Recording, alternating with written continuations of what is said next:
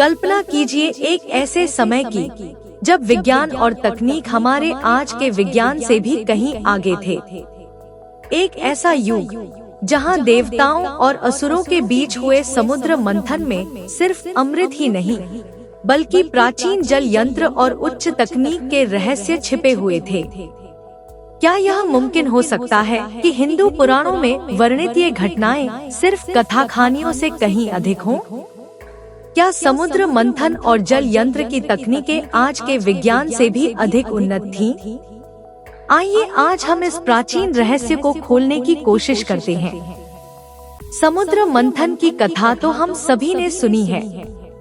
देवता और असुर दोनों ने मिलकर समुद्र मंथन किया ताकि अमृत प्राप्त हो सके। यह घटना सिर्फ पौराणिक कथा नहीं है, बल्कि अगर गहराई से देखा जाए तो इसके पीछे कई वैज्ञानिक पहलू छिपे हुए हैं। समुद्र मंथन में वासुकी नाग को रस्सी की तरह इस्तेमाल किया गया और मंदराचल पर्वत को मथानी की तरह। यह पूरी प्रक्रिया इतनी विशाल थी कि इसमें समूचे सागर को मंथन किया गया। अब सोचिए, इस मंथन के दौरान जो ऊर्जा उत्पन्न हुई होगी उसका पैमाना कितना बड़ा रहा होगा। इतनी ऊर्जा उत्पन्न करना किसी साधारण यांत्रिकी का काम नहीं हो सकता। यह संकेत देता है कि समुद्र मंथन में किसी उन्नत यांत्रिकी का इस्तेमाल हुआ होगा, जिसे समझना आज के विज्ञान के लिए भी चुनौतीपूर्ण हो सकता है। अब आते हैं जल यंत्र पर। प्राचीन काल में जब तकनीक के आज के साधनों का कोई अस्तित्व नहीं था, जल को नियंत्रित करने की तकनीकें विकसित थी। जल यंत्र शब्द का मतलब है ऐसे उपकरण या प्रणालियां जो जल के प्रवाह को नियंत्रित कर सके। यह सुनने में साधारण लग सकता है, लेकिन ध्यान दें, यह तकनीक सिर्फ जल प्रवाह को नियंत्रित करने तक सीमित नहीं थी, बल्कि जल के माध्यम से ऊर्जा उत्पन्न करने, विशाल जलाशयों का निर्माण करने और उसे सुरक्षित तरीके से संभालने के लिए इस्तेमाल होती थी।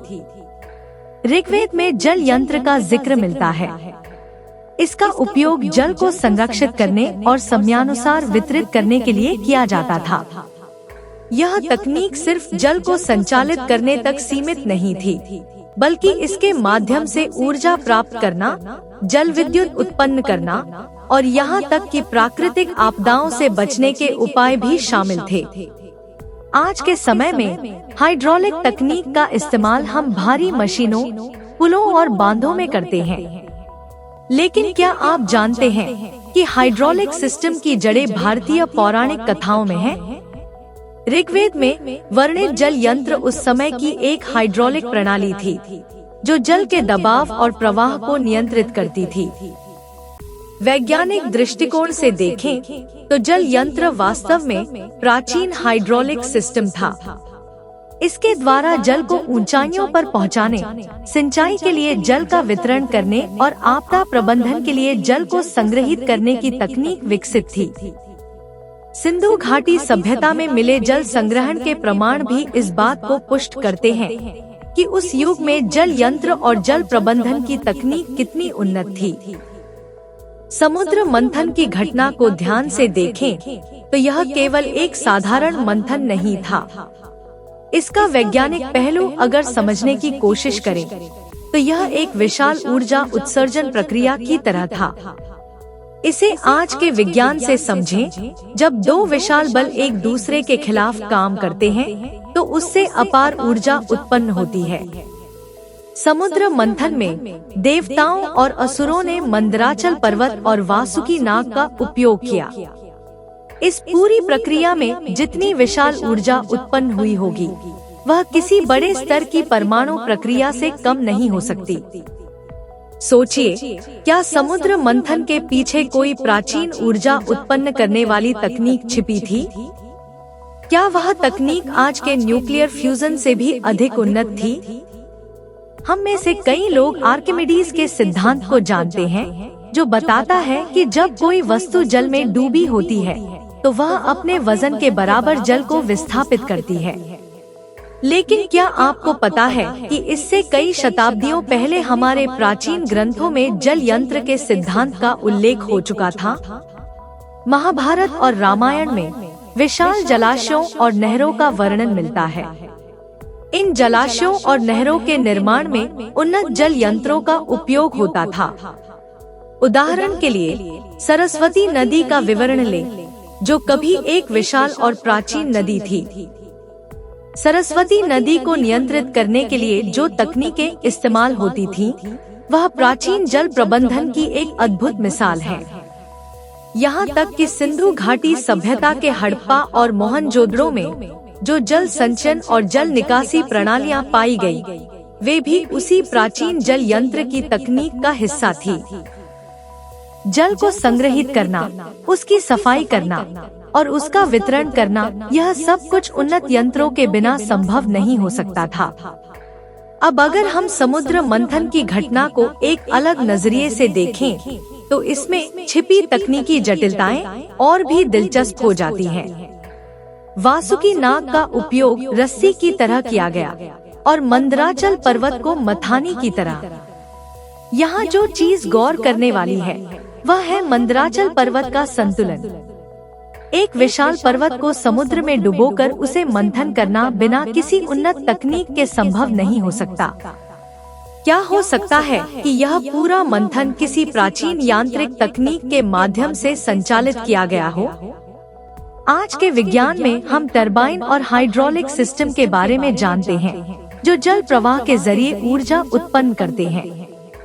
क्या यह संभव है कि समुद्र मंथन उसी तरह की एक प्रक्रिया थी, जहां विशाल ऊर्जा उत्पन्न की गई? समुद्र मंथन को सिर्फ एक पौराणिक घटना के रूप में देखना आज के विज्ञान के साथ न्याय नहीं करेगा। यह एक संकेत हो सकता है कि प्राचीन भारतीय सभ्यता में जल और ऊर्जा को नियंत्रित करने की उन्नत तकनीकें विकसित थी। जल यंत्र, जो जल के प्रवाह को नियंत्रित करने के लिए उपयोग किया जाता था, आज के आधुनिक हाइड्रोलिक सिस्टम का प्रारंभिक स्वरूप हो सकता है। समुद्र मंथन की घटना इस बात की भी ओर इशारा करती है कि उस समय ऊर्जा का उपयोग और उसकी उत्पत्ति किस हद तक उन्नत थी। यह घटना हमें यह सोचने पर मजबूर करती है कि क्या समुद्र मंथन वास्तव में किसी परमाणु या हाइड्रोलिक प्रक्रिया का प्रतीक था, जिसे प्राचीन काल में अनूठे तरीके से दर्शाया गया।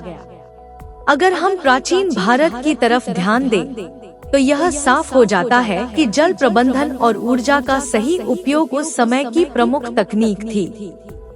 सिंधु घाटी सभ्यता की जल संचयन प्रणाली, हड़प्पा और मोहनजोदड़ो के जल निकासी तंत्र और सरस्वती नदी की जल प्रबंधन तकनीकें, ये सभी इस बात का प्रमाण हैं कि जल यंत्र सिर्फ एक पौराणिक कथा नहीं, बल्कि एक वास्तविक और उन्नत तकनीक थी। ऋग्वेद और अन्य वैदिक ग्रंथों में जल यंत्र का उल्लेख इस बात की पुष्टि करता है कि प्राचीन भारत में जल और ऊर्जा प्रबंधन की तकनीक कितनी विकसित थी। इन यंत्रों के माध्यम से जल को संचालित करना, उसकी दिशा और प्रवाह को नियंत्रित करना और यहाँ तक कि जल से ऊर्जा उत्पन्न करना, ये सभी उन्नत तकनीकें थीं, जो आज भी हमें विस्मित कर देती हैं। समुद्र मंथन और जल यंत्र दोनों ही प्राचीन भारत की विज्ञान और तकनीक की उन्नति के अद्भुत उदाहरण हैं। यह सिर्फ पौराणिक कथाओं का हिस्सा नहीं है, बल्कि इनमें छिपे वैज्ञानिक तथ्यों को अगर हम आज के दृष्टिकोण से समझें, तो यह साबित होता है कि हमारे पूर्वज विज्ञान और तकनीक के क्षेत्र में कितने आगे थे।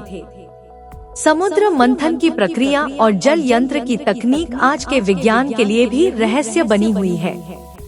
क्या यह मुमकिन है कि हम इन प्राचीन तकनीकों से कुछ सीख सकें और उन्हें आधुनिक विज्ञान के साथ मिलाकर भविष्य की दिशा में एक कदम और आगे बढ़ा सकें?